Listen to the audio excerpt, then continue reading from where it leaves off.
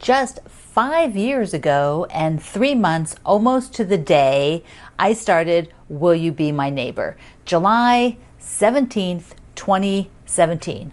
7/17/2017. I should have ended this on the 17th of July. I should have worked that out in advance. It would have been 5 years to the day. Hi, I'm Pat Sloan. Thank you for being here, my friend. I just am so excited that today is the last day for the Will You Be My Neighbor blocks, because it has been a long time since this thing got worked on until this year. So exciting. But before we get to that, because I have to take this off the wall, so we're going to talk about the spooky box and my progress, which is awesome and coming down to the wire, right, for Halloween. But I just might push through and make it. I just might make that a little goal. So what I want to do is I'll switch to the other camera so we can look at it straight on and just tell you where I am with this. This spider border that I was gifted from Nancy is just awesome. And I'm able to squeeze everything out because I'm going to do corners here. Now, I want you to look at this. I had to cut 6-inch wide instead of 6.5. That's what I had to do. I could have done 6.25 maybe, but I did 6. And when it goes across, there is this strip here, and I have to see how much I have left, because what I'm thinking is on the cornerstone, I will either do like a friendship star with this as the background and the spider web as the star, or if I don't really have enough to do 4 stars, then what I will do is just do a square of the spider web, and then the outside will be the green. So that's the same green from my Promise Me, and then that'll be the corner, which will be green here. Then on the border, I can either do a green binding, which I think would be kind of nice. Some people suggested doing an orange binding to pop. I could take what is left over and do like a scrappy binding, but I don't think that would go well with this. I'm not leaning that way. Or I could look for a stripe, like a black and white stripe, or see what other kind of stripe that I have with black. I don't think I have a black and orange stripe, but I have a gingham. I have an orange and black gingham. Oh, where is that? There it is. There it is. Right here. See that orange and black gingham? Am I seeing it? Yeah, there. Whoops. I also have that plaid, but I think that's gingham. I think that will be good for the binding. So I will get that down, because that'll bring the orange out, give it a little pop, pull the orange from the spider web. So a plan. I love a good plan. And I think the plan is definitely will work if I do the square with the little piece of the border fabric in the middle of it. I just have to draft the block so that it is a finished 5.5-inch square, which is a weird size. So whatever that will work out to, I will make the square as big as I can of the spider. And I think that's what I'm going to do, because I just sort of want the challenge of it, to draft the block and see how big a square I can get from that. And I think I'm just going to quilt this myself. What I'll do is do the wave stitch. And because there's this really nice diagonal lines from here, from the spiderweb block, I think I would just take the diagonals both ways. Then I'm also going to grid it through the piece where they're pieced. So there'll be a grid through there. And I would probably use like some sort of shade of purple, and then I have to decide whether I want to do the grid through the ghosts, because otherwise I might just go right up to the ghost and stop, and then do a white across the ghost. And I might just double, like do one down the middle, well, it'd be triple, like one down the middle and then one on either side of it, so there'll be 3 like going across like that. And my guess is that once I get it basted, that grid work would probably take maybe an hour and a half based on this size, which is not bad. So that is what I'm thinking, so that I could just have it all done. So many things get to that point, don't they? They get to the point where they're almost done, and then you're like, well, there's another kind of what sometimes is perceived as a bigger step, like to get this basted and then to quilt it, which actually really is not a lot of time.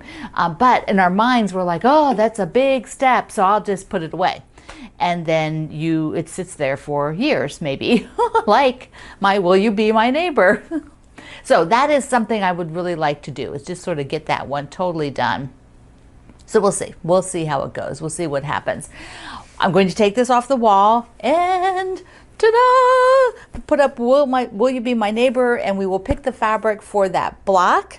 And then after that, I need to empty some bins. So we're going to do that together. This will be a bin emptying day, whether your bin is a finished project like this one will be. And I like the Christmas time as a finished project. And I think there's another one that's almost finished or finished that I've still got the bin. So we'll look at that. And if you have some sort of bin that you need to empty, you could pause the video, go get your bin, or go to your bin, take the video with you on your tablet or your phone, and while I'm working through mine, you can work through yours, and we can do this together. But first we have to make the Will You Be My Neighbor block. So let me get this up on the wall. We'll take a look, and then we'll pick the fabric. This is so exciting, just so exciting. Well, I have to get the bin out. And I do move the bins around in here, so I'm never really sure where I've put it. Generally, I don't have the ongoing up here because they're a little taller to reach, so and stacked. So sometimes maybe just the top one. So the ongoings are basically these four rows are the most active. Others are more upcoming or whatever. But here it is. Here's the neighbor bin. So I will go ahead and unload, get out the scrappiness is happiness. There it is. That will be the next thing that's starting on Halloween. So for those of you excited for that, it's going to be fun. And then let's get the neighbor block and get to it. It really is hard to believe that it was over 5 years ago that I started this quilt. It's like, really? And I know I didn't do anything in between. So basically I did like half the blocks, and then that was it. That I just put it in the shelf because other projects came in that had higher, had deadlines and things like that. So anyway, our block, like I said, is a big one. So here's the sheet, the worksheet. Remember, these are free patterns, so you can download them. They are designed by Moda, and I have downloads on my website. So there is a place here to have like a turquoise house, but I could do a second turquoise up here. I don't have to do that like silo or tower. It looks like a little castle building. So I don't have to do the tower in the same fabrics. So there is, so I think it's very doable for what I have. I didn't actually work with a lot of different turquoise fabrics, so I need to see what I have in here. Okay, as always, the background is this stripe, and a lot of you wanted to know what that is called Dottie, and it's their tiny like micro dots. And I don't even know that they're making this anymore. I didn't see it readily available. So there are the house dots. Okay, where are my house dots? Here they are. So the building roofs, all the roofs are in dots, and like the boat was a dot, but everything else is the roof of the house. So the roof of these two, and then this, which I believe this and underneath are giving the impression of the roof, right? So this is like a little cupola or something on the end. So I've got to get all of that out of here. I do have some more of this size dot, but I think it'll squeeze out of there. So now the turquoise. Like I said, I don't have a ton of turquoise. Here is what I have. I do have one big piece, and I have used it in one of the houses, but that's okay. That's okay. I might go with it again. So this is one of my fabrics from quite a few years ago, one of my fabric lines. Then for the silo, I could do something more interesting. I have lots of sort of prints here. It has to be 15 inches. So that would mean my options are less, because these are all 10-inch squares. So I would have to piece something. Yeah, all of this stuff. I had a lot of 10-inch squares that I worked with, and I don't think in here that I have, no, I don't have any other green in there, turquoise in there. So the other thing I could do is I could go into my turquoise bin and find something, because I'm not sure that I want to deal with piecing these. I might also just use turquoise up here for this little cupola. I'm definitely going to use red for the cross on there. But I think I will use one of maybe like this at the top with then a red plus, a red cross on it. So I think that'll be up on that cupola. So if I want to have the silo in some sort of turquoise that's different, you know, I need to look in my bin. So give me a second to do that. There are a lot of options.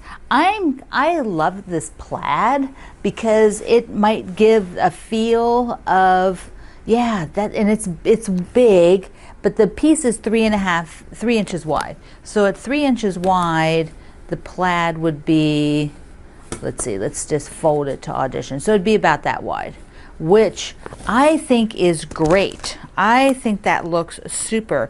But I could also go with something, hold on, I'm trying to pull that out. I could go with something like that, but I'll see it doesn't have that much contrast, not enough contrast. That is the problem with, you know, you want to get something, get in the film, something that would contrast that and not blend into it and stay very turquoise, but not sort of overpowering turquoise. You know, we have a lot of criteria here. There's like a stripe, a diagonal stripe, which is pretty cool. That is really cool. So that would work really nice, because I don't want to introduce any other colors. So I don't really want to pull in something like this, which has blues. Like that just wouldn't work for me. That's not where I want to go with it. So anyway, I'm thinking the plaid. I'm loving that plaid, and I think that will be super cute. So that means all I have, let me just put this on the floor a minute. Oh my gosh, it's heavy. So that means I have the windows, and I have the toy soldiers that I've not used. And remember, this is a Christmassy type of thing, so I could do each window with something different, or I could just go with the toy soldiers. Where's that ruler? Those are 3.5, which means he needs to be 3. Yeah, totally fits. The thing with the toy soldiers is they're very spaced out, which has been why I haven't used them much, because they don't fill up the space, and I'm kind of like, oh, I kind of like it to be filled up. I mean, I could do like maybe one toy soldier, and I could do maybe some snowflakes in the window. Those would be kind of cute. They would be against this, you know, they'd be right against the house. So they have, I also have some cute word text. Where did that go? Here it is. So that was actually left from one of our Christmassy, like Merry and Bright. I think that was the Merry and Bright. So I mean, I could do, and yeah, I could do 4 different window things, but I'm kind of not liking that thought. I wonder if I do 3 Christmas windows, I mean snowflake windows, and 1 with the soldier, 1 with the toy soldier. I might try that, because I like those. I like the pattern. I like that there be a lot of movement, because the house is pretty plain. You know, I mean, the house will be reading somewhat solid. So I think that's where I'm going to go. I'm not going to use a stripe, even though this would be really wonderful. I think I like that great big plaid. Okay, this is the plan. I'm going to cut it all up and sew it. Here we go. Oh my goodness. Oh my goodness. I just love it. I love it. I love the silo. Oh, the plaid is just perfect. It's very light, but I like that. It gives just a little bit spark in this corner. So let me put the block up, and I will do a full-on photo of the whole, you know, quilt and put it up on my website today. So if you're not getting my emails for that, you can, you know, there's a link below in the description box here, so you get my emails. So there we go, looking up and all the way down. So it's behind the thing here, but yeah, I'll do a front. I'll move this so that you can get most of the quilt in, and I'll show it to you. So excited to have this done. 5 years, 3 months, and a few days after I started. What's with that? I need to get those older ones done. This is be a goal for 2023. I'm publicly saying that now. All right, let's go on the other side and just look at 3 bins that I need to empty, and they can be reused for the next upcoming projects. I have 3 bins now that are pretty much the projects are done, and I do not agonize over this. What I'm going to do is open each bin. I'm going to show you a little bit about how I think about it. We'll start with the Be My Neighbor because it actually has the most stuff in it. The other 2 bins have a lot less in them, and they'll be a lot easier to figure out. So there we go. We, the royal we. Now this has been, I've been keeping it pretty much in a color, like light backgrounds. So these are all light things. These 2 were and I need to do, take this and do like a 1-inch border all the way around with this fabric. And then I'll do some other, I don't know what I'll do for the border yet. I've got red here, and then the aqua, the green, where we got the green, yep, green, and black. So let me just show you the basis. Now this guy will be empty. What is that? Oh, I had some of this fabric that was in there. So anyway, so this guy will be empty, and I'll put him over here. What I have to do is go and just get some cleaner and wipe off the marker, and then I can put something new, right? Whatever the next project is for this. And I do have some stuff that is Christmas fabric that I might want to keep. Like, here's an example. So what I'll do is I'll get all of the Christmas ones that I want to keep. And then I will look while I'm doing that and see, is it a small piece like this and this? These I will either cut into 2.5-inch squares or put in the scrap bag, which there is a lady that takes those and uses them, so that is wonderful. But I'll probably cut a lot of these up first and just get some 2.5-inch squares out of it. And then I will also decide, like, you know, I've used this several times, so I might just put this in the box for the charity quilting, you know, because I've used it enough, that kind of a thing.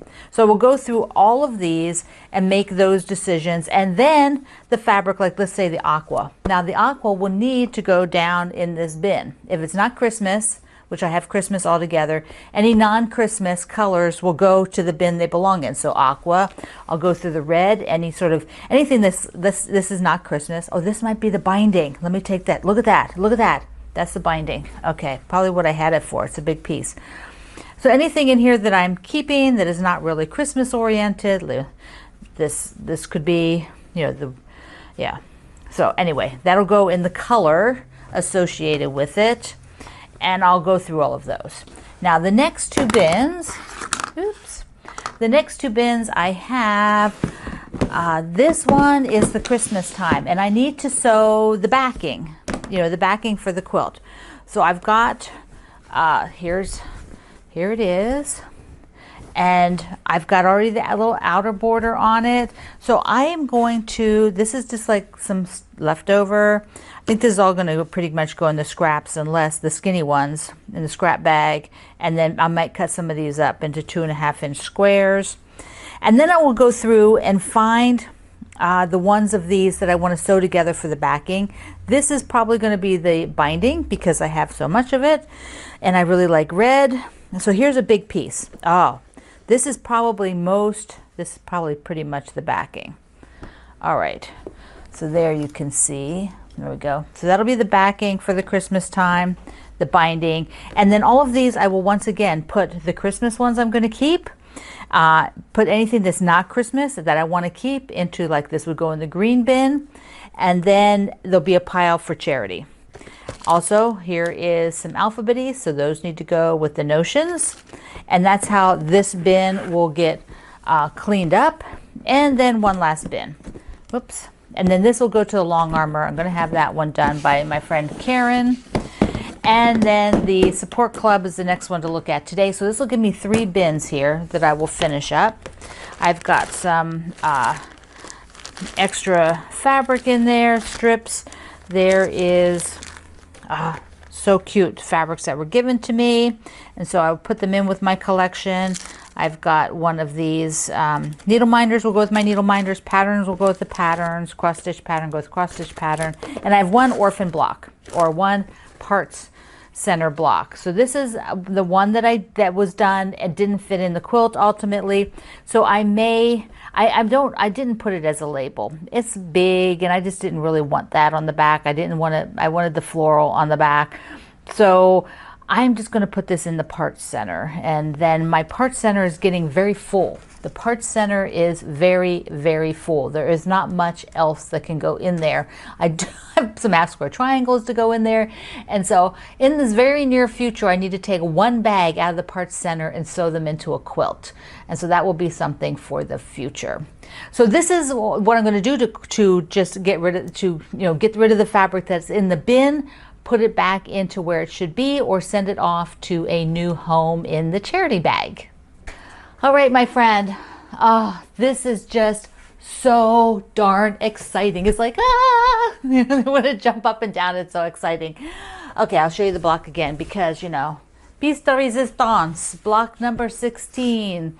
Dun, dun, dun, dun, dun. Oh, see, got one little soldier in the window. I thought he looked sort of cute like that. Yeah. All right, I love you. Mwah. Thank you for being here in the Sloan Zone. I will see you online.